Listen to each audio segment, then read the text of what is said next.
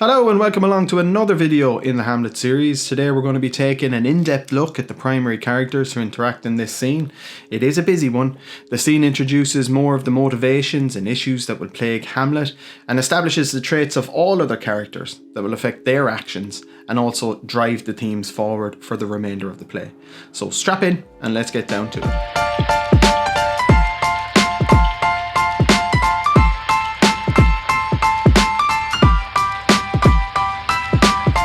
There are two camps of characters in this scene. Those who are positive, displaying virtuous traits such as being cordial, decisive, rational and controlled, and one character who is negative and appears despairing, vengeful, indecisive and disrespectful. Can you guess who that is? Of course, it's Hamlet. He's the only character whose actions and conduct bridges the gap between the two scenes and connects the negative force from outside the castle with the more warm and cordial environment of its interior. All of the characters from the previous scene were concerned with matters out of their control.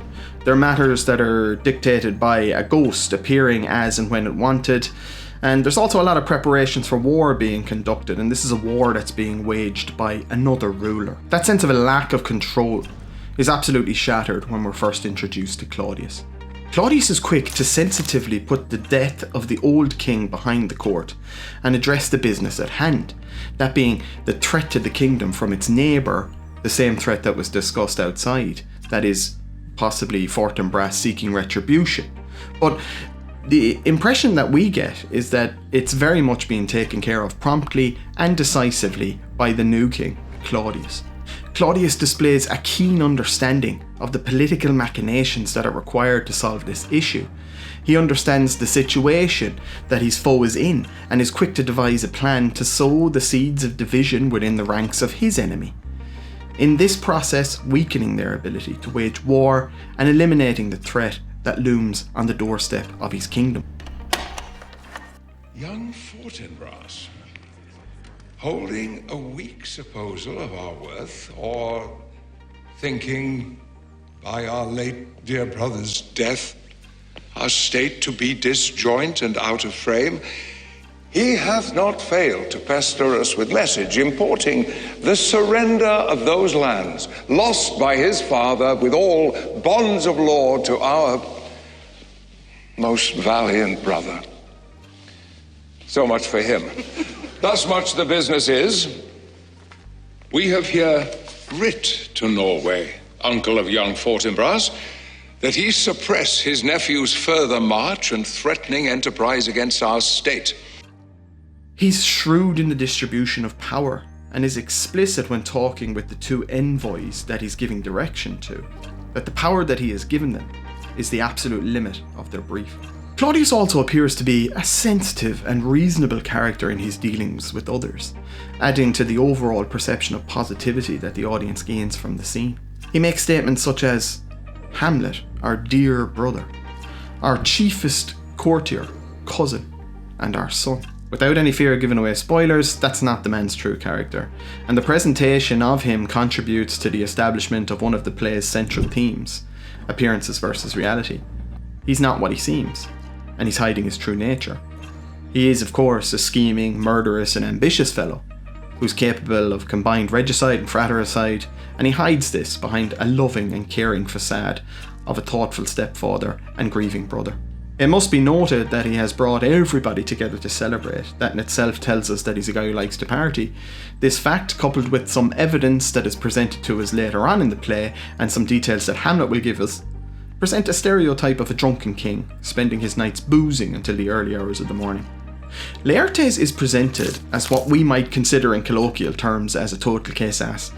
He knows how people want to be spoken to, he knows his place and the conventions of the court, and he interacts with people and conducts himself in an impeccable manner, presenting himself as this diminutive character who's nothing but respectful. At the start he appears bashful even, having to be coaxed to speak by Claudius and encouraged to speak by his father. Some of the film adaptations of the play depict this very well. My dread lord, your leave and favour to return to France, from whence though willingly I came to Denmark to show my duty in your coronation, yet now I must confess that duty done, my thoughts and wishes bend again toward France, and bow them to your gracious leave and pardon. Have you your father's leave? What says Polonius? He hath, my lord, wrung from me my slow lead. I do beseech you, give him leave to go. Take thy fair hour, Laertes, time be thine, and thy best grace spend it at thy will. When he speaks to Claudius, he displays an impeccable understanding of the situation and refers to the king in respectful terms. He first calls him my dread lord, and then later on he says, your leave and favour to return to France. He doesn't state what he wants, he asks if the king will grant his request. My thoughts and wishes bend again towards France, and bow them to your gracious leave and pardon. After this initial, somewhat rehearsed request, we don't hear from Laertes again, and instead it's his father who speaks on his behalf. In the same way, Claudius is respectful.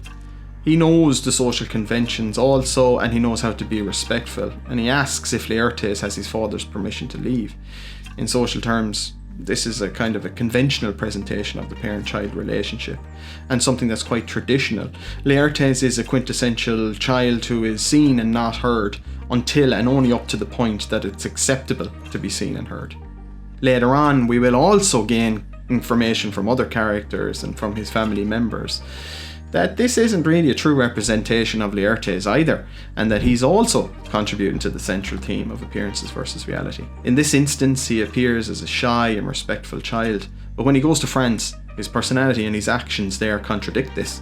Keep this in mind and we'll explore it later on in the text. Laertes establishes himself as a foil to Hamlet in this scene. A foil in the narrative sense is a character who is utilised by a writer to contrast with another character, usually to accentuate the characteristics of one or both of those characters. In this scene, Laertes is the perfect foil for Hamlet. Laertes is respectful towards the new king and also recognises and respects the conventions of the court, something that Hamlet couldn't be further from displaying. Hamlet shoots jibes and double entendre from the moment that he appears on screen. For example, when he says in the opening aside, a little more than kin and less than kind. Or, shortly afterwards, not so, my lord, I am too much in the sun.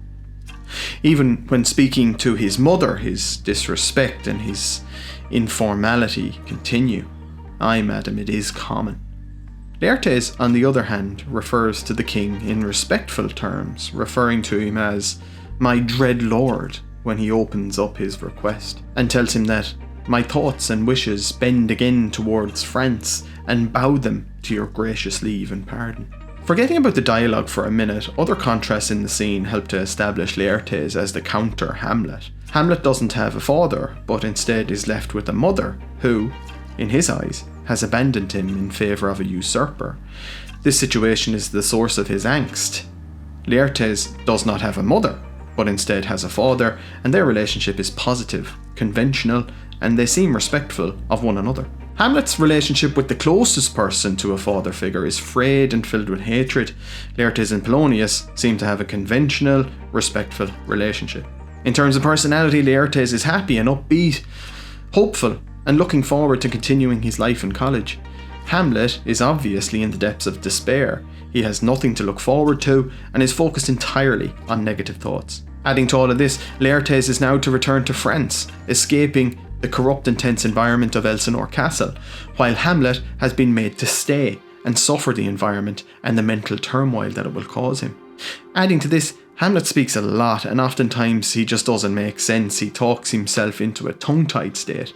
Laertes, on the other hand, he's very succinct and direct. He states his terms and his aims in a manner that is very easily understood. Well, that's it for this episode. Thanks a million for choosing to spend your time with me. And as always, we hope you've learned something new from Eduguru. If you haven't done so already, please consider checking out our other videos in the series. And if you could see it in your heart to like, subscribe and comment, all that stuff really helps us out, so we'd be very grateful. We'll see you soon for the next video in the series. Until then, look after yourselves.